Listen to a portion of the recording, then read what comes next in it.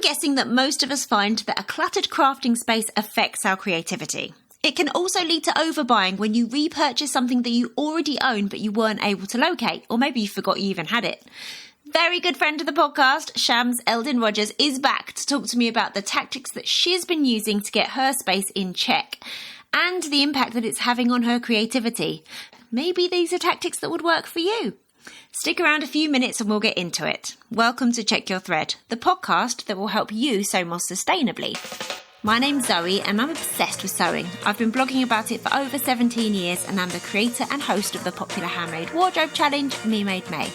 But, like many people, I've become increasingly concerned about the climate and ecological crises, and I'm looking at the way that my lifestyle contributes to them. So in this podcast, I'll be nerding out about making clothes whilst exploring how to minimise the negative impact that it may have. I really hope you join me in this journey. Hi, lovely! I hope you're doing okay. Right, so first off, I must apologise for the technical issue we had, which cut off the introduction on the previous 2 episodes. Both have now been corrected, but it's super annoying because most people would have heard those episodes without the context that I like to give, and without the sustainability wins that I added, and the amazing people who signed up via Patreon over the last month might have missed being thanked by name. So, I want to quickly thank the following epic people again. Leslie, Harriet, Kristen, Isabel, Martha, Megan, Hannah, Jer, Christina, Kelly, Liz, Orsa, P and Rachel. And thanks again as well to Gillian for upping the amount of their support. Thank you so much. You're amazing. So we've put a new system in place, so hopefully that will never happen again. So orcs, sorry. So hopefully you heard and enjoyed last week's episode with Hayley from So Hayley Jane and the Thready Set Go community. A little update on that. So after our conversation, I took Hayley's advice and explored the time limit settings on my iPhone for myself. So I chose the 2 apps that are, for me, my biggest time suck. The ones that I just open reflexively, one of which is Instagram. And I set myself a time limit so that I can only spend 40 minutes a day on both of them combined in total. As Hayley says, it is super easy to override the time limit if you wish or if you need to.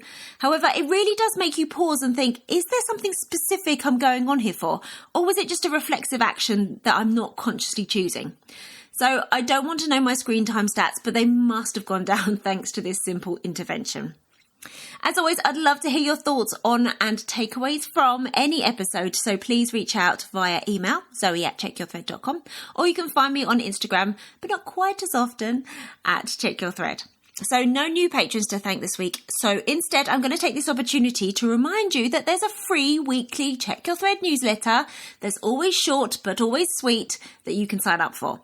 Every week I add an extra tidbit about that week's episode, and I share one other thing that I think that as a listener to the podcast, you'd be interested in. In the newsletter last week, I shared about a free sewing pattern that I use a ton, but have very mixed feelings on. So to sign up to the newsletter, head to checkyourthread.com and scroll to the bottom of the homepage. Unlike pretty much every single other website in the whole world, there are no pop-ups on mine because I hate pop-ups and I think that they're rude. Anyway, let's get going with the meat and potatoes of this week's episode. I don't need to sell it to you in any way because, as you'll have already noticed, Shams is back. It's been far too long and I couldn't be happier to have her sharing her experience, knowledge and wisdom with us once again. This conversation was a deliciously long one, so I've split it into 2 parts and you'll hear the second part next week. So, until next week, when you'll get that second instalment, take care of yourselves, take care of your loved ones, and take care of those in the global community who need our help. Sign up to the Check Your Thread newsletter if you haven't already, and I know that some of you haven't because I see the newsletter stats and I see the podcast download stats and they aren't the same. Oh, and enjoy!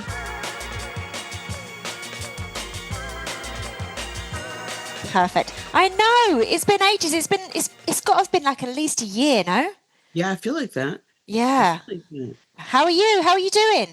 I'm doing so much better. Oh, I good. was sick for a couple years, and now I'm not sick. I'm getting the correct treatment, and I'm enjoying moving around and seeing parts of Toronto that, I would be saying, I just do not have the energy to go down that street. So whatever interesting thing might be down there was just lost to me. Oh, But now I can go down more streets and see more things. So awesome. it's really great. Oh, fantastic, fantastic. And how's your creative life currently?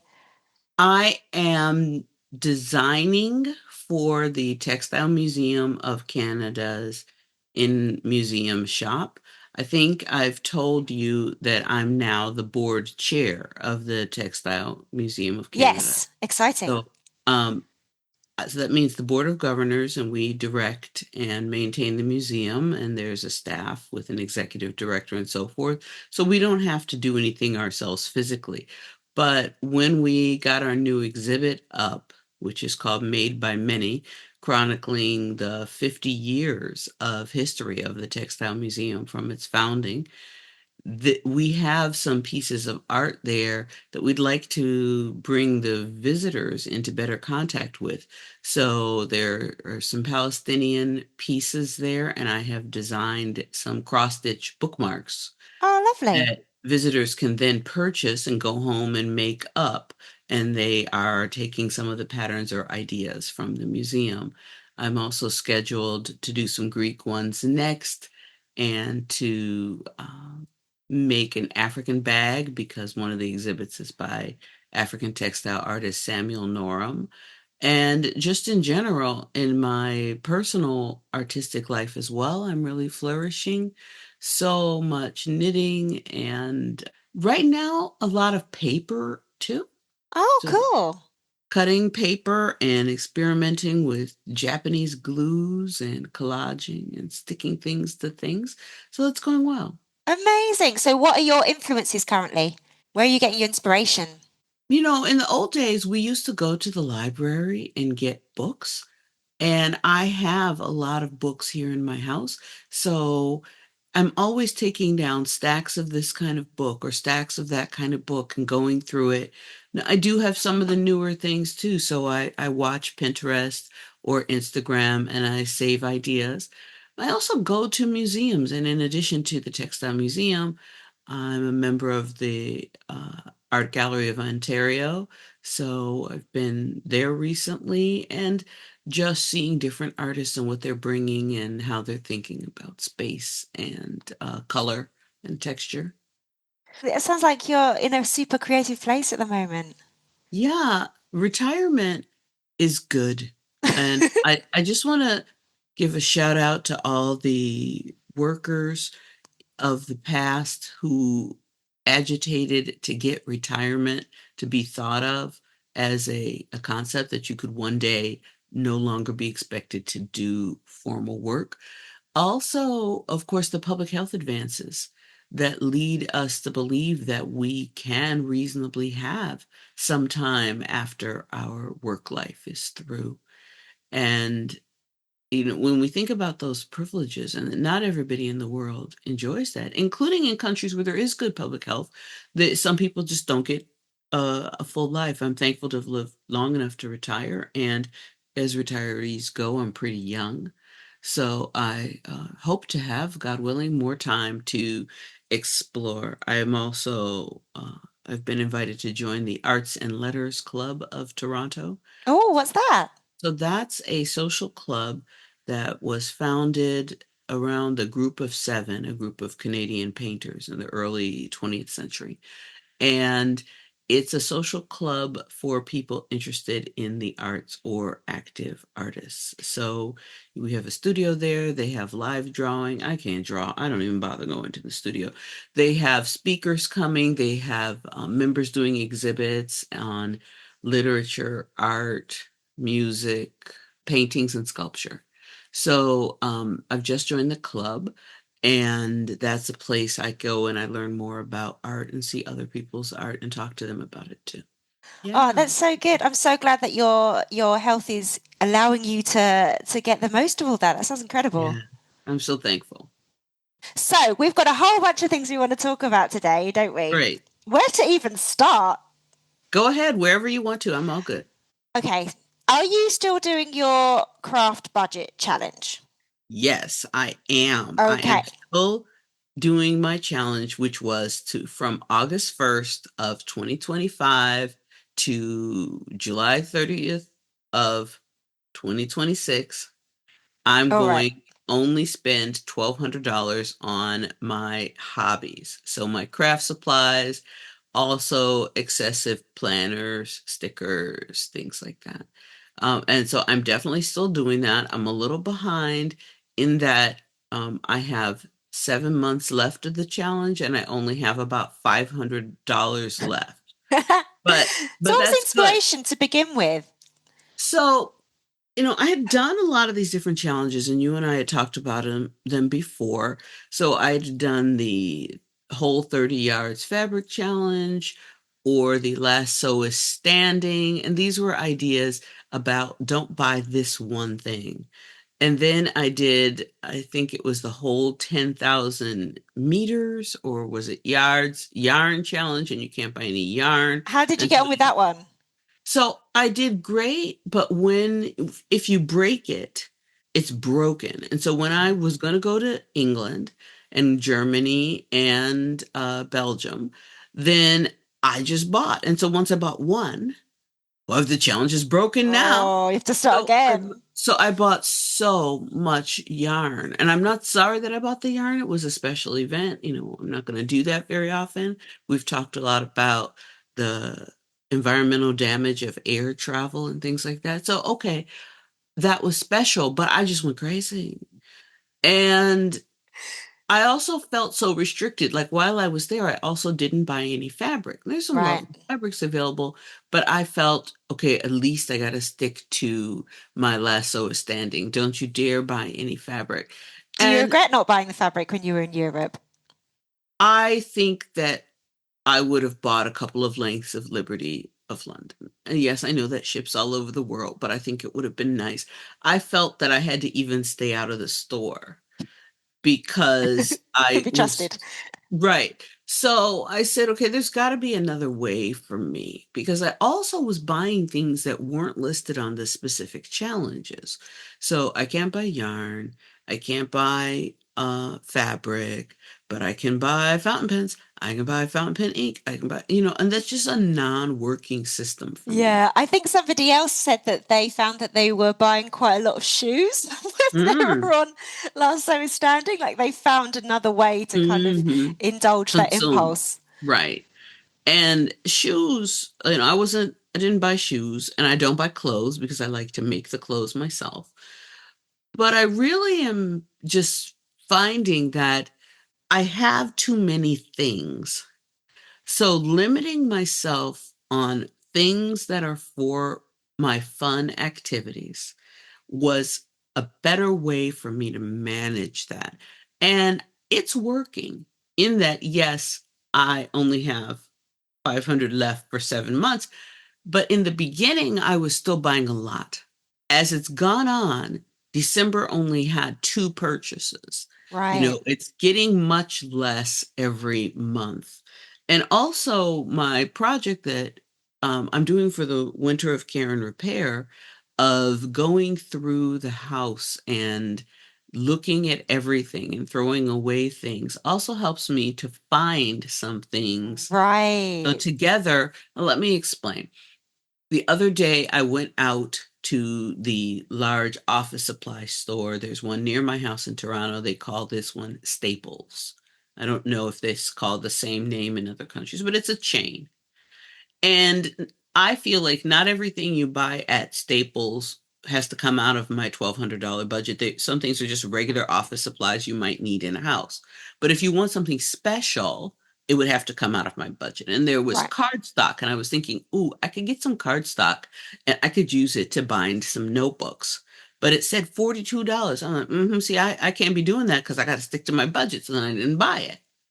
Then, when I came home about 2 days later, I found an almost full ream of cardstock because I was Amazing. going through my things carefully for the Winter of Care and Repair. So great. I didn't buy any cardstock because of the challenge, but I found cardstock because of the Winter of Care and Repair. So I'm thinking that this challenge is really good for me. Also, in my cleaning up around the house and going through things, I found that some of the money I spent in August and September didn't need to be spent either because there were other Oh, things that I already owned that I didn't right. remember. I didn't store them properly. I had embroidery floss in several different locations. And I didn't know they were in so many locations. So I thought that I had cataloged what I owned. And then I bought every other color that DMC offers. Whatever colors I didn't have, I bought all those other colors. That's responsible for some of the spending in August and September. But when I now have found more embroidery floss in the house, maybe 200 of those didn't need to be bought. Oh, wow. Okay. So, did you track your spending in advance of this challenge so you knew what was going to be a suitable or kind of appropriate amount to set yourself? No, I just used the amount that I had given myself in graduate school in Oh, the interesting. 1990s. At that time, I gave myself $100 a month for just what I wanted in terms of crafts. And I decided that that would be a good limit for me. Then it was a limit because I also had to save money for the rent. I also had to leave money for food. But, inflation has happened. So $100 a month in 2025, it's 20, is it 30 years later? I think it's 30 years later that it's clearly you're going to buy less with $100 a month. But I have so many craft supplies already that I'm not at all being interfered with in my pursuit of knitting, embroidery, sewing, upcycling, or whichever one's pattern making. It's all available for me. Right, fantastic. So, what is the goal? Is the goal to reduce your overall volume of craft supplies? Yes. So if something is bought and it doesn't have volume, my husband and I agreed that it's not in my budget. So he helps me think through these things. So, for example, I have a subscription to a software called Knit Companion that Right. I like for charting my knitting patterns and following from that. But it doesn't bring anything physical into your home, Ah, so it doesn't okay. have to come from out of that. I want to say when I say my husband is helping me, some people might think your husband is putting limits on your spending. No. He's definitely not. He's happy for me if my limiting myself in these ways reduces the amount of volume because he feels there's clutter in the home, but he's not like enforcing it or in it. This was totally my idea and my plan. So, what about PDF patterns? Because unless you're going to print them out, that doesn't take up volume in your home. Is that in your budget? I'm First, I haven't been buying any PDF sewing patterns during this time. I have counted embroidery PDF patterns, Right. even though they're not printed. I did count those. I felt like they were more buying stuff. So, that you're buying stuff, I felt. And again, that's a category of things I have many of. Right. I have so many embroidery books over the years, and then there's so many in the public domain that I feel like patterns of that kind are more stuff in your life. And you look at these designers and you're really happy for the designers that they're making a living. It's important that we have people in the world who are doing that. I'm happy for them. I particularly like Krista West of Avlea Folk Embroidery and Nuri from Shaded Stitchery. And it's great. And I do support them and I do buy their patterns, but not very many because I am training myself and I haven't gone crazy with embroidery patterns, fortunately enough. Sewing patterns, and that's a different story, is that I already have sewing patterns. And you and I have talked about I've been losing weight these last few years, and I have no desire to make a lot of things that won't fit Right. later when I already have plenty of clothes. So there's no real push to be reviewing patterns. And if I did, I also can draw a pattern. I can change sleeves, I can change the entire bodice or skirt or whatever. So at least right now, that's not a temptation. So, how's the fabric situation? So I keep giving it away. You know, the Textile Museum has a wonderful textile reuse program. And when we have an intake, you can bring and donate the different kinds of things related to textile crafts and hobbies. So anything that you would use in that creation. Then we take it down there, it gets selected by the volunteers, and then it's frozen for 2 weeks. because this is a textile museum. We can't afford for any pests to sneak into the building in any way. Then after that, those things are put in this amazing reuse space, and visitors can come in and buy that at the end of or beginning of, or they can just come from off the street not having paid admission charge if they just want to shop. So that's a great home for a lot of my things. We have several other organizations in Toronto that also take them. It could be a non-museum intake time.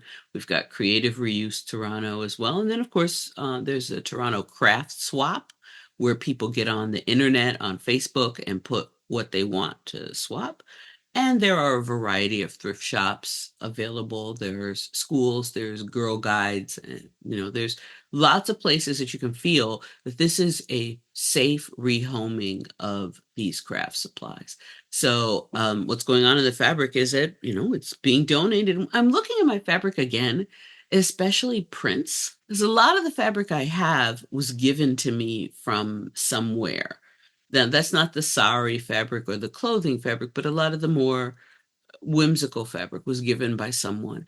And not all of those fabrics are appropriate for my life today. So I'm going through them and giving away. Fantastic. So are you noticing a reduction in the volume? Yes, because I noticed the box. Well, I see the boxes going out of the door. I feel them as I carry them to the car. So there's noticing the reduction in that way. Yeah. Does your home feel different? Well, I brought in some people to help me organize the basement sewing room. So a lot more fabric is put away. A lot of shelves are empty and some are even taken down. So the space feels bigger, but I'm not sure if I can attribute that just to my giving away or also better job of putting away with the help of the gentleman.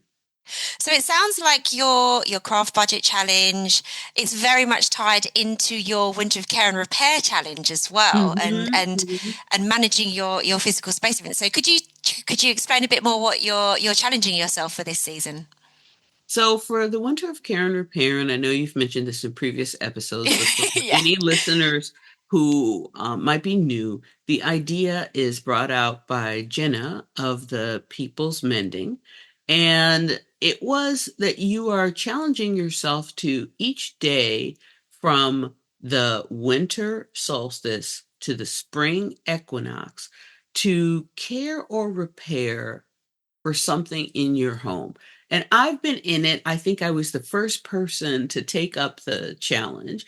And I've been in it. In many years, I've actually sewn a repair every day. I've Amazing. sat at a sewing machine and I've gotten the thread. I stack my things in appropriate thread colors, and then I am repairing something. So if you go back through my Instagram, you'll see a lot of pictures of holes or rips or something that got repaired. But I am just still feeling very overwhelmed with possessions. So caring for them includes going through them. And I went through a bag. It was a nice cloth bag that you would want to wash and use for carrying groceries or something. I could see a manual sticking out from a washing machine that I bought that I sold that house in 2003. Wow. So I've got the manual for a washing machine that not only do I not own, it's not even the previous house. So when I went in there, I found a lot of stupid manuals. Apparently, I had kept all the manuals. And then I also found some family letters and photos. And I Wow. found something that didn't even belong to me, my sister's high school graduation memorabilia and her program and her Wow. awards and letters and things. And this wasn't even mine.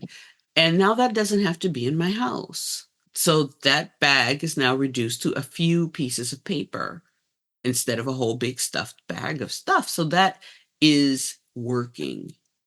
I hope that next year, when I get to the winter of care and repair, if God lets me live, that I can go through repairs without having to wade through any junk. Right. Yeah. And my friend called me out. She said, most of your junk is paper. And I said, Oh. no, most of my junk is fabric. She says, no, I've been through your junk over the years. papers. Most of what you have is papers that you stuck in a box when you were moving or cleaning, and then you didn't go through. I said, okay, if you've got to call me out like that, I'll just take it. But that maybe helps with the focus too, to say that, each day when you're doing that 15 minutes, it doesn't just have to be your fun 15 minutes of cataloging your beautiful yarn, but it needs to also be the thing that you, Teresa Shumps, have been putting off all these years, which is going through these boxes of paper and then saying, okay, you have to be recycled. So is that the goal? You're trying to do this for 15 minutes a day? 15 minutes a day, at least. Now, Zoe, I want to make a non-sustainable stress confession. So part of the reason that there is so much stuff is that I keep saying, oh, but it's a shame to waste that. Right. One of these is old envelopes. Like I've been writing grocery lists on old envelopes and making notes and things on old envelopes. A lot of paper comes to the house though. You've got bills, you have charity solicitations and stuff. And so I'm like trying to save all those envelopes and things because I then want to use them, but they're everywhere. And I love paper.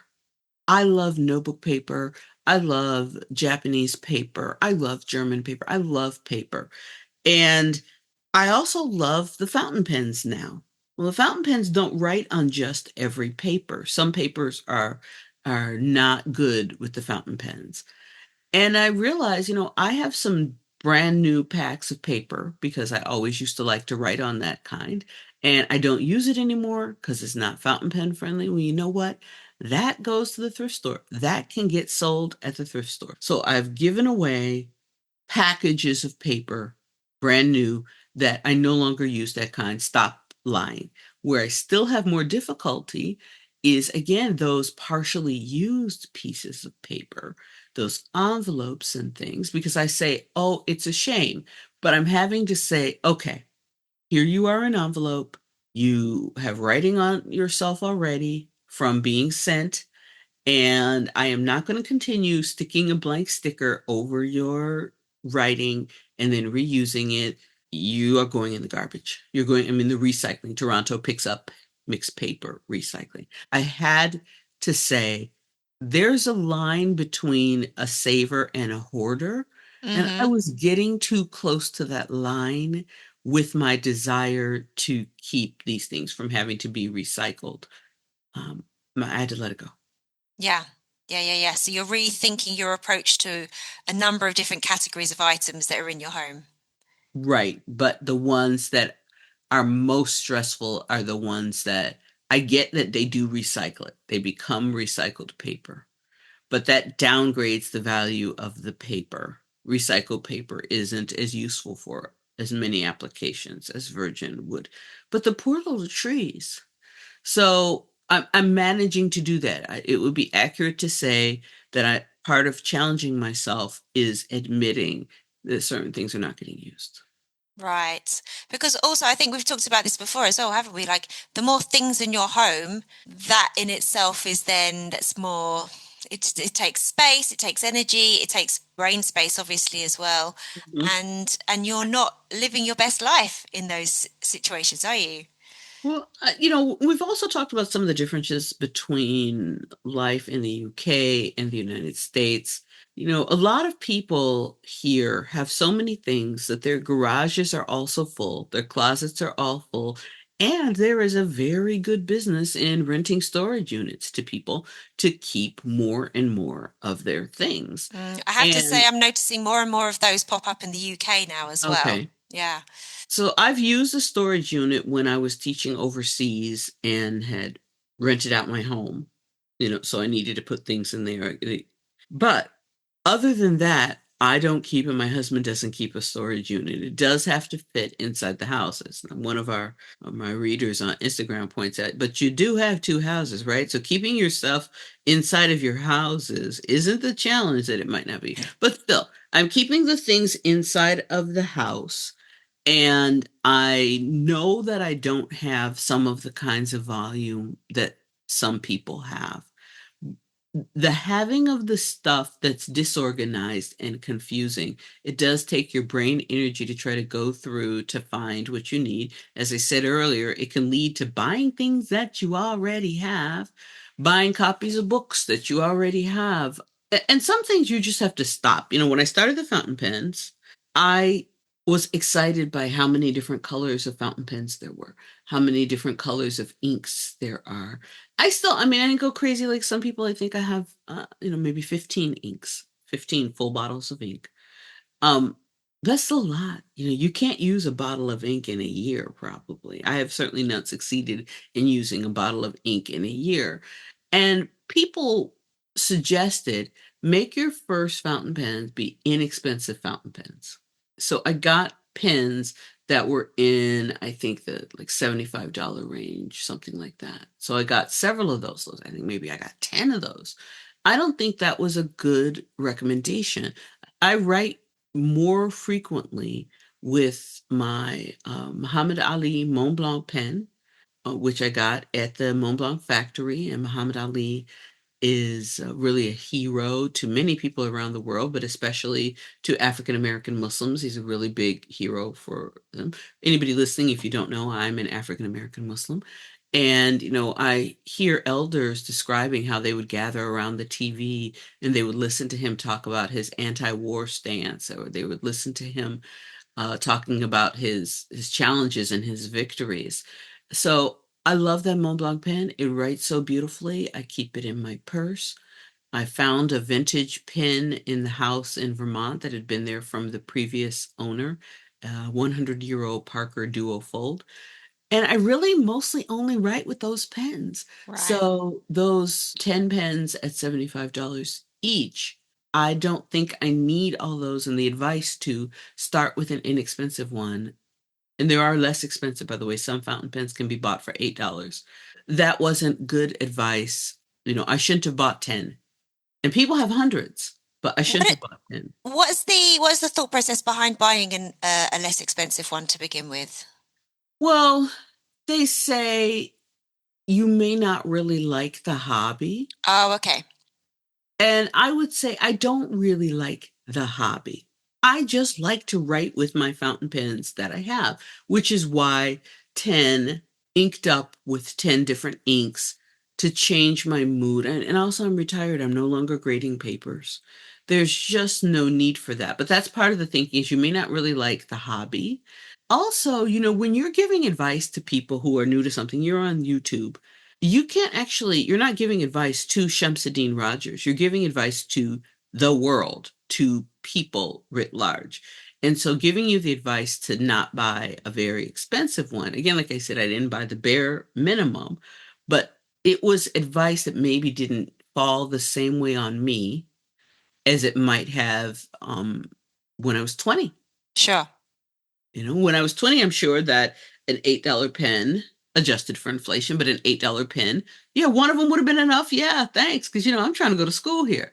So I think people give these advice. And I want to say a little bit about influencers. I've talked about this with Lisa Wolfork of Black Women Stitch, and you and I have talked about this too, about you see on the internet that some influencer you like, and you feel like you know them, you feel friendly toward them. They have acquired a thing, maybe a new sewing pattern, maybe a type of sewing machine, or in terms of these other hobbies, maybe a cross stitch kit or cross stitch pattern, obviously planners, stickers, planner covers. And I go online and I see that people are really affected by that. And then they get on Reddit and say, somebody de-influenced me. I have a planner in the A6 size, but now I've been on TikTok and I feel like I should get an A5 size. And I'm like, wait, we're just starting the new year right now. If you have a brand new planner, and you're talking about maybe because TikTok said that maybe you're even having the nerve to ask us whether you should do what TikTok tells you. Because I came from an era when you knew you didn't have to do what the TV told you. It's just TV is fake. If they say boys and girls, go down to the post office and send your box tops. If you had box tops, you could. But your mother, or you're in the grocery store, mom, I want to get that cereal so I can send in the box top so I can get the little prize. And your mother was like, we're getting the cereal that's cheap. Shut up. And I was raised where shut up is not a bad word. Shut up was very common in my life. So I can't imagine. I see these people posting. I went on TikTok and I bought everything that I saw the influencers buy. And now this has affected my finances. I'm like, yo, again, I came from a different generation, so I'm not very affected by that. But it is something I watch and say, do I really want a such and so and so? And normally the answer is no, but we have to be really careful because there's that kind of a I mean, I think some of these influencers are actually getting products from the companies, and then they are sometimes even getting money to pretend like they just discovered this new thing. Right. Because there was a trend, I think, wasn't there, for quite a while where it seemed the kind of the what's the word? Like the accepted norm of being very crystal clear when something was an Mhm, ad or something was a mhm, sponsored post or some mhm. kind of compensation had occurred. Are you finding that that is less so now? Like, for example, on Instagram, are you finding that it's gone back to being a bit more grey with where these people are sourcing things, how genuine they're, if they did buy it or, it was received in the post for them? I mean, I think sometimes they are being clear. You are always posting, I got this at Fabric Godmother, wherever it is you got the thing, or I bought it with my own money, or things like that. You are very clear. Yeah, I always try and speak in it like, if I bought it from Fabric Godmother, I have a staff discount. Yeah, and you make these things clear, and we know also that you work at Fabric Godmother a certain number of hours per week. So I think that's very clear. That's about the highest level. There are other people who will say, I was gifted this by the company, by some company. Is it just the gift? Was there any money with it? Hmm. Did they give it to you because you're an influencer? Are you a friend of the person? But that's one step down. But then there are people and they show you and they say, like, let me show you my everyday carry. And they show you everything that they normally carry in their purse or backpack over the course of a day. And they call out the brand names of all the stuff that's in there. But then you notice if you watch more of their videos, another day there's another item of that brand being mentioned, and we don't know. I don't know if that's really freely bought. Hmm. No, I don't know. I mean, I am kind of with you, and it kind of blows my mind that grown adults are so susceptible. They're not exercising like critical thinking to the Hmm. degree where they're like, oh, have I got the wrong sized planner? Or Hmm. do I need to buy this new fabric or something? It's like, Hmm. you're an adult. You've got agency. Hmm. Hmm. And then sometimes you watch a YouTube. So for embroidery, they often call that floss tube. And so, like, if you're watching YouTube videos where someone is talking Oh, about floss tube. embroidery, they I've call heard it that floss before. tube, for example. When you're watching a knitting video or something like that, there are some creators who are focusing on the knitting or the embroidery. And they also will design their own patterns. If they're using someone else's pattern, they'll mention it, but they're really focused on the craft. And there are others that every video they're telling you all of their works in progress that they're doing. Some cross stitch YouTube stars have 100 or more works in progress that they have to catalog in a database, and they have to do this many stitches per week on this thing and this many on that thing, and all of it is showing you who is the brand, and Right. none of it is their own design. So they're saying, and I really like listening to the people, but they get together with their followers and they give you a yearly stitch along.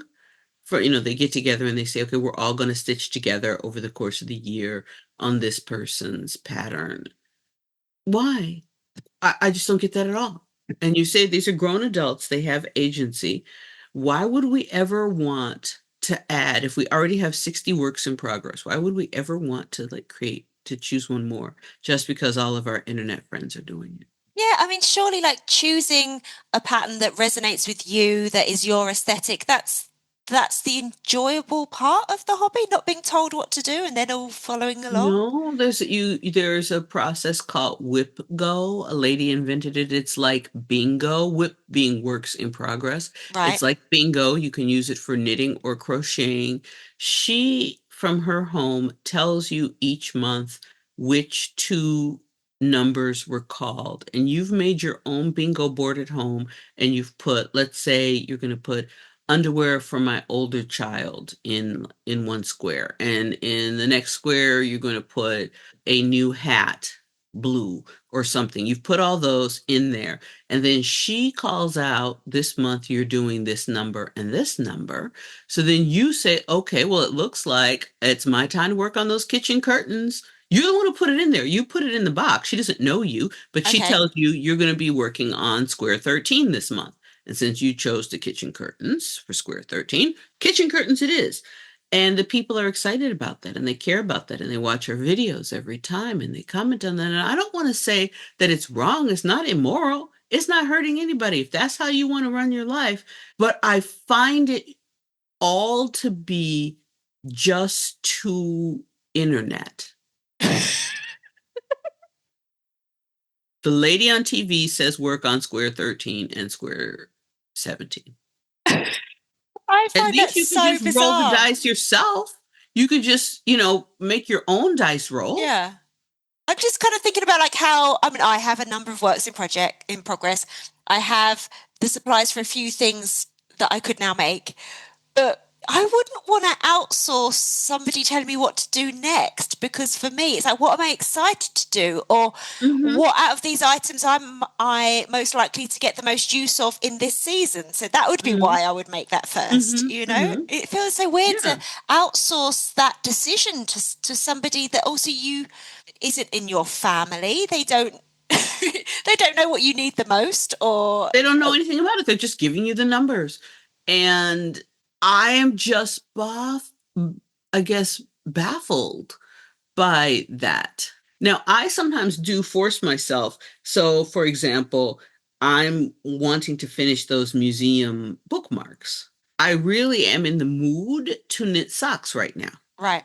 I'm not in the mood to do the bookmarks. It turns out I more enjoy cross stitch in the summer when the natural light is more hours of the day. And when you can sit outside, and here in these environments in Toronto or in Vermont, you cannot sit outside right now. Sadly, some people are outside because they don't have homes. But those of us who have somewhere to go, there's no way. I mean, maybe they're ice fishing, but you're not out there embroidering. So, I then have to force myself and say, all right, an hour, you have to work on this embroidery because you want to get it finished so they can photograph it, so they can, sell the kit. So come on, let's go. So Yeah, I yeah, yeah. do that, or I may say certain of my knitting projects, it's got to have an hour a day. But that's Yeah, kind sometimes it's of, important to give yourself some momentum, and especially if you've got a specific deadline or someone's relying on you, that's another thing. but But it it's coming seems, from inside, not yeah, from outside the home. it seems quite arbitrary what the situation you're describing that I did not know about on Floss Talk, Floss Plus, Tube. girl, and also on some of the knit ones too. Thanks so much for listening. I really hope you enjoyed this episode and are left feeling inspired. For more info about the podcast, including show notes for this and every episode, head to checkyourthread.com. I'd love to hear from you, so if you have any comments, questions or ideas for future episodes, please get in touch by emailing zoe@checkyourthread.com or find me on Instagram @checkyourthread. Massive thanks to Patrick Potter for production support, to Sylvia Seller for the awesome logo design, and to Simon at Palm Skin Productions for the music. This ad-free podcast would not be possible without listener support, so if you feel you are able, please consider signing up to the Check Your Thread Patreon. For the equivalent of buying me a coffee each month, you'll be making it possible to continue producing regular episodes. Links can be found in the show notes and on the website checkyourthread.com. I hope you'll listen again next week. Until then, take care. Bye!